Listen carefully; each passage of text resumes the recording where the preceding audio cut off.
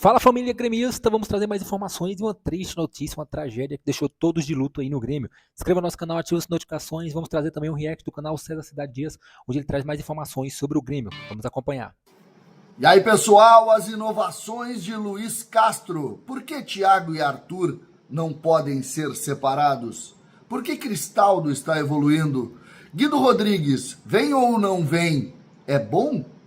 O que podemos falar sobre isso? César Cidade Dias falando de Grêmio aqui no YouTube, papo de gremista para gremista. Agora, gente, a gente tem que começar com Guido Rodrigues. E uma informação para depois tocar aqui a questão envolvendo Luiz Castro, Thiaguinho, Arthur, Cristaldo, William.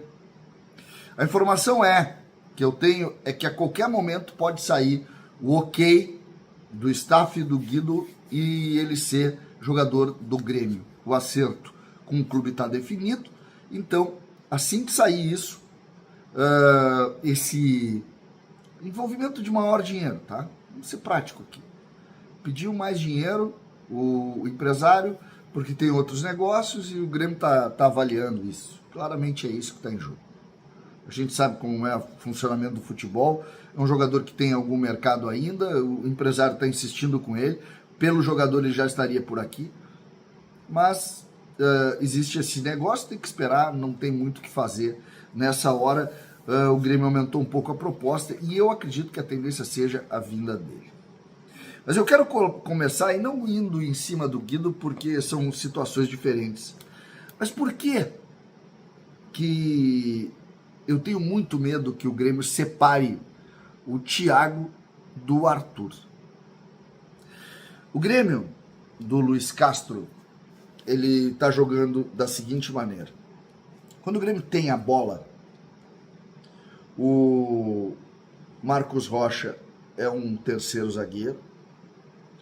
O zagueiro pela direita vira uma espécie de central aqui, que tem sido o Gustavo Martins ou o próprio Noriega, e o Wagner Leonardo aqui. Aí num primeiro momento, ou num primeiro movimento, o Grêmio tem dois volantes em linha, o Thiago pela direita e o Arthur pela esquerda, que transformam o jogo em um jogo de futebol de salão. Eles pegam a bola e dão pro futebol aquela ideia de que futebol é fácil. O que joga o seu Thiago e o que joga o seu Arthur é uma enormidade. E a base do time não é com um primeiro volante, é com dois meio volantes ou médio volantes ou volantes de armação. E quando essa bola passa por eles, o Grêmio tem duas linhas. Uma tem o TT e a outra tem o Marlon.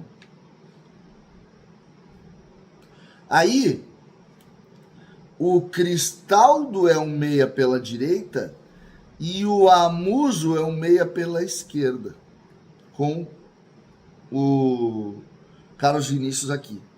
Quando o jogo vai se desenvolvendo, o Marlon vira um extrema e o TT vira um extrema. E aqui tu tem dois jogadores que, se o Marlon parar, ataca a profundidade e o meia ataca para ser uma espécie de segundo atacante aqui, sendo o TT esse jogador. Quando o Grêmio perde a bola, rapidamente se forma a tradicional duas linhas de 4 com o time marcando de forma muito compactada. Essa é a estrutura. E aqui que começa a análise que nós temos que fazer. Se tu tira essa qualidade aqui, ontem a discussão, e tem sido essa a discussão, mas o Grêmio no ano passado ganhou de 5-0 do São Luís de Juí. Sim. Sabe quantos passes esses dois deram nesse último jogo? Perto de 200. O Grêmio todo naquele dia deu 280. Sabe qual foi o jogador do ano passado que deu mais passes naquele jogo?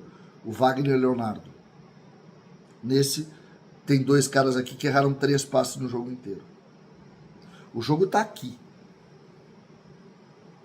Tá aqui o jogo. Então, se tu traz o Guido, me parece que ele não pode mexer com essa estrutura aqui. Ele vai fazer um esquema diferente para o Guido entrar numa linha defensiva na hora que o Grêmio tiver a bola e vai mudar um pouco o posicionamento dos outros jogadores. Tendo que tirar ou um Extrema ou o Cristaldo. Nessa estrutura aqui, ele não mexe mais. Ele não mexe mais. Porque esse jogador aqui, o Thiago, que tem 17 anos, a tendência dele é só subir. Não é descer. E quando tu tem esse talento, tu tem que absorver. Tu precisa obrigatoriamente absorver esse talento.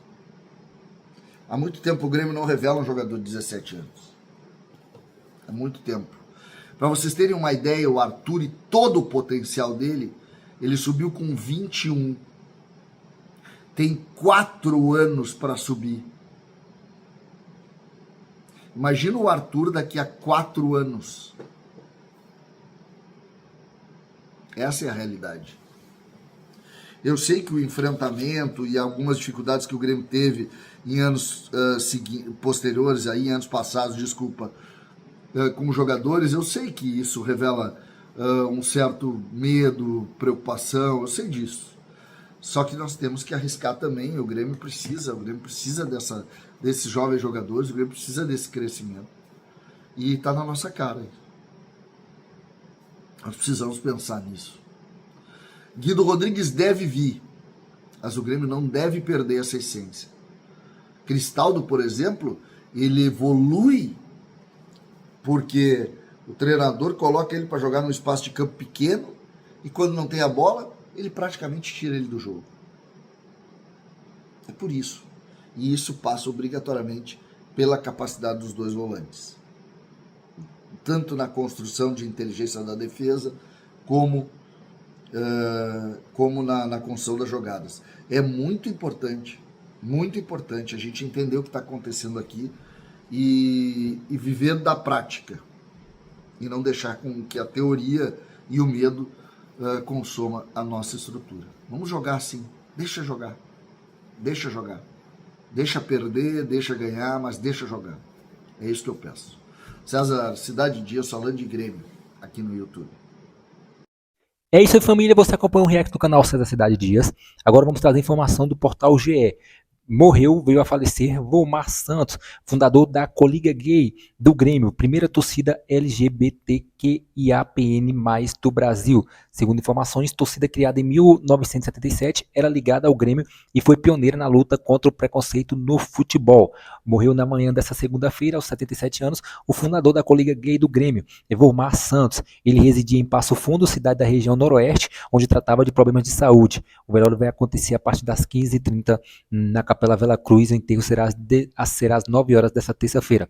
Músico, carnavalesco, colunista social, radialista e amante do futebol, Volmar ficou conhecido em 1977 pela criação da Coliga Gay, primeira torcida organizada LGBT do Grêmio e também do Brasil. O grupo nasceu na inquietação de um torcedor que desejava ver arquibancadas do Estádio Olímpico, antiga casa do Grêmio, mais vibrante, levando Volmar a reunir os amigos e frequentadores de um boate gay, o Coliseu, e fundar a torcida. A primeira participação do grupo no estádio foi em abril de 1977, pelo Campeonato Gaúcho, na vitória sobre o Santa Cruz. Na oportunidade, houve tentativa de agressão por parte dos próprios gremistas e necessidade de intervenção policial. A Coliga Gay foi considerada uma torcida pé quente porque surgiu em uma época de vitórias do Inter e marcou presença no campeonato na campanha do título gaúcho em 77, depois de o Grêmio ficar 23 anos sem títulos. Então, informação de ótima aí, pessoal, veio a falecer na segunda-feira o Volmar, que foi homenageado pelo Grêmio em 2023, ele que criou a Coliga Gay, a primeira torcida organizada gay do Brasil. Deixa aí, torcida, o seu comentário. O Grêmio também desejou aí solidariedade aos familiares no seu portal. Deixe seu comentário, torcida, inscreva no nosso canal. Até o próximo vídeo, a próxima informação sobre o Grêmio. Valeu, torcida, até o próximo vídeo, a próxima informação.